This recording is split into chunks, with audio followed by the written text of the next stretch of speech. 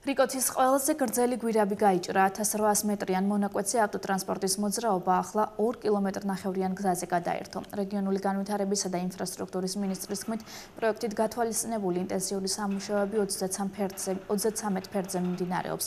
დაწყებულია სატენდერო პროცედურები 159 კილომეტრზე მიმდინარე წლის დასაწყისში გამოვლენილი პოტენციური მეწყრული უბნის სტაბილიზაციის სამუშაოების ჩასატარებლად. ჯუმათელეთი ხევის მონაკვეთზე გაჭრილი ახალი გვირაბი დღეის მდგომარეობით ყველაზე გრძელი გვირაბია ქვეყანაში. საერთო ჯამში აღმოსავლეთ-დასავლეთის მაგისტრალური გზის 60%-ზე მეტი 261 კილომეტრი ავტოტრანსპორტისთვის უკვე გახსნილია.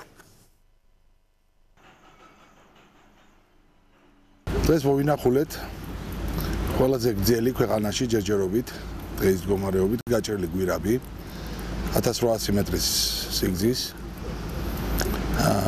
ძალიან მნიშვნელოვანი აღნიშნული გვირაბის გაჭრა, ვინაიდან შემდგომში უკვე მოხდეს საინჟინრო ქსელების მოწყობა და უკვე მოძრაობის გადმორთვა ახალ გვირაბში, რათა შესაბამისი სამუშაოები განხორციელდეს უკვე ძველ არსებულ რიკოთის გვირაბში. მნიშვნელოვანია ის, რომ საბოლოო მოსახვა მნიშვნელოვანწილად დაწინაურებულია და მცირე მონაკვეთი არის, შეერთების მონაკვეთია რეალურად დარჩენილი და შემდგომ უკვე საფარის მოწყობა და საინჟინრო ქსელების ელექტრო და მექანიკური ქსელების მონტაჟი.